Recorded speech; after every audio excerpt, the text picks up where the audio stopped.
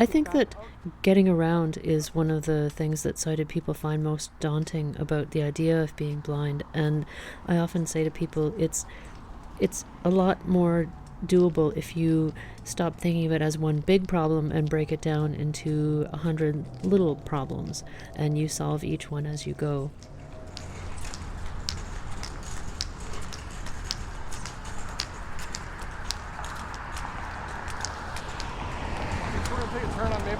Yeah. My partner is blind as well, and the other day we wanted to go on a noble errand to the liquor store to stock up for a barbecue at some friend's place, and it was a store we hadn't been to before, and so we engaged a series of strategies about how to get there. When I'm going somewhere I haven't been before, I start by doing a little research. I find the address, possibly phone the place and ask for specific directions if possible. I guess we have to go this way. Yeah, because it dead-ended there. Yeah. So we have to That's go what I left. figured, yeah. You guys need any help? Oh, we're okay, thank you. I teach Oh, blind sorry. skiers how to ski. No, you don't. Really? Yes, I do. Really? Yeah. Nice. For 25 years.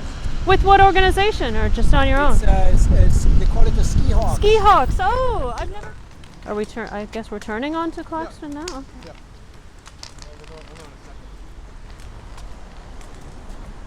Heading northeast, near 6 Claxton, Boulevard. Heading southeast, near 6 Claxton, Boulevard. Yeah. Next intersection in 110 meters. 5 ways Claxton Boulevard. Claxton Boulevard on your left. Bathurst Street on your left. Lonsdale Road in front of Bathurst Street on your right. Oh. What? So it's saying it's a 5-way intersection coming up with Claxton, Bathurst, and Lonsdale. A huge help for navigating when you're blind is GPS technology. I have one device called the Trekker Breeze. My partner has an app on his iPhone called Blind Square. Both of these apps give you running directions as you go. It tells you where you are, what's coming up, what's around you, and each piece of technology gives you different information, so when we travel together I sometimes like to use both. Other side of that Yeah. Okay. corner. What? Okay.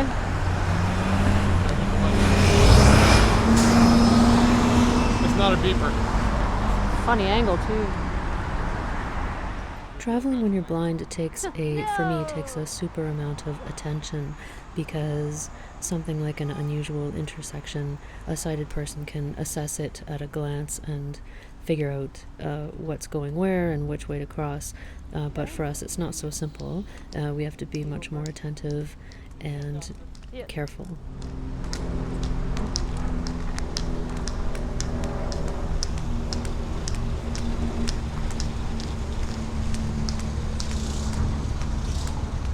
Okay, let's go left a little bit. Yeah. I think even more than sighted people, if you want to travel independently as a blind person, you have to be able to keep mental maps in your head. Oh, it says we're on Lonsdale. Heading east, near 642 Lonsdale Road. Yeah, we're at 642 Lonsdale.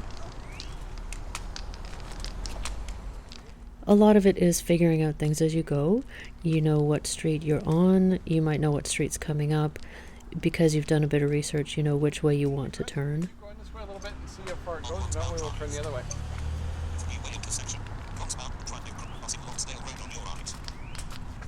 What did it say we're on? Another really helpful aspect is just people on the street. Sometimes they've got valuable information that we don't. Find an address? We wanted to keep going east on Lonsdale. I think we should have gone that way. East on, well, Can't really do it. because there's this huge ravine. Uh-oh. Like, Oh. like you're 100 feet from it. This but was too good you to don't be wanna go down true. there. Too good to be So true. you're going to like the village? Well, Spadina. Yeah, you got to go all the way around, unfortunately. You got to go all the way up to Heath Street and up Okay. to Okay. Spadina. Okay. Look too Okay. good to No be big deal. true. Thank Okay, you. Yeah. You don't want to go down there. No. Okay, thanks. Heath Street is Yeah. south? Yeah. Okay. So that would be, is that Cedar Bluff? No, what is that? one of the other strategies we use when we travel together is pooling information that each of us knows that the other doesn't, and sharing that as we go and putting that together into some kind of coherent map that we can follow to get where we want to go. Finish unlocking my bathrooms anyway. Oh, much.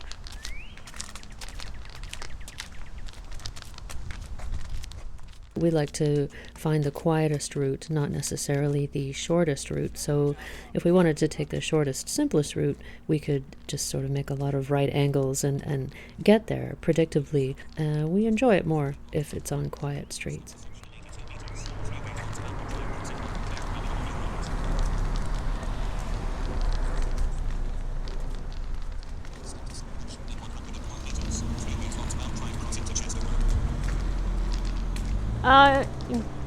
In 100 meters, we cross Chichester, Okay.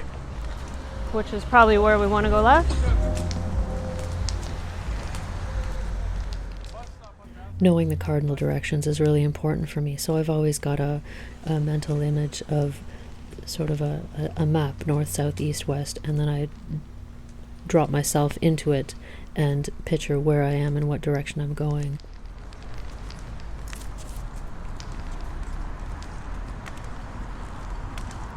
Yeah, so it just said in 25 meters, Chichester continues as East Street.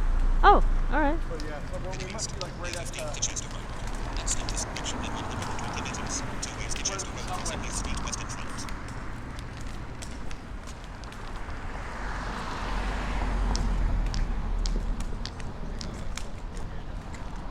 Yeah, it's Spadina coming up.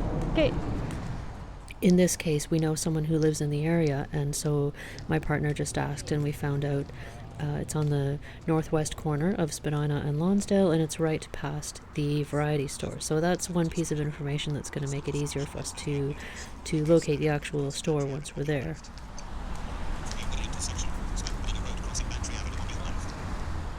A lot of intersections in Toronto now have audible traffic signals. They're great, especially if an intersection is offset or one of the streets is not very busy, so that it's difficult to assess when the traffic is going in your direction.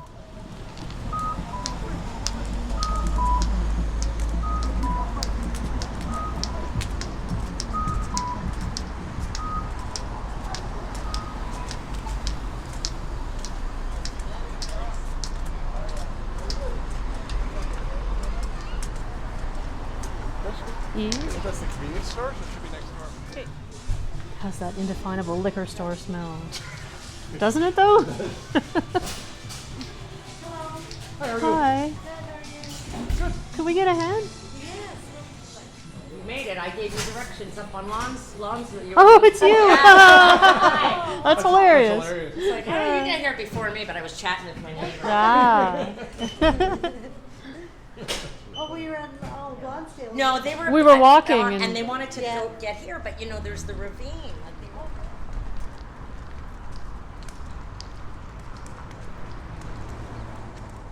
Reversing the route is usually easier. You have some idea of where you've been, but if it's unfamiliar, you still need to be really attentive, and I still like to keep consulting my GPS to make sure I know where we are. No, I just mean we got to be over on the other side anyway. We do? Oh yeah, I guess so. Yeah. So we're gonna stay on Chichester? You guys need directions or? No, we're good, thank you. We're here. What? No sidewalk. No sidewalk? No sidewalk. No sidewalk. Oh, if we can find a crosswalk. Okay. The thing is, it's offset, and I can never remember when you get to Vaughan. Oh, actually, stay on this side of Maplewood. Okay. I think the crosswalk button is on this corner. It's only on one corner, Okay. and I think it's this one. And then, of course, there's lots of just walking time in between where, like any couple, we chat and talk about stuff and enjoy being out Are we having a Barbie on a on nice Canada June Day weekend? evening. Sure. And it is the Friday. It is, yeah, I thought it would be. So on the Saturday? Yeah. What is that is the actual is that the first? Of course, there's a huge range among blind people about how independently we live, how we feel about that, how much energy and courage it takes to get stuff done. There are so many factors involved, and for me, I find that it does take a fair bit of energy and guts some days, but it comes down to a choice of how independent I want to live and how constrained I want to feel. So it's definitely true that I push myself in this area.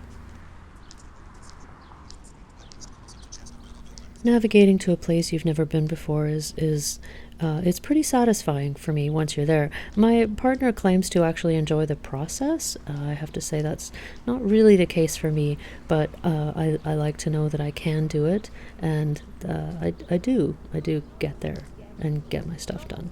Dresses that, you know, the very, like, the, you know, the snake, that snake material.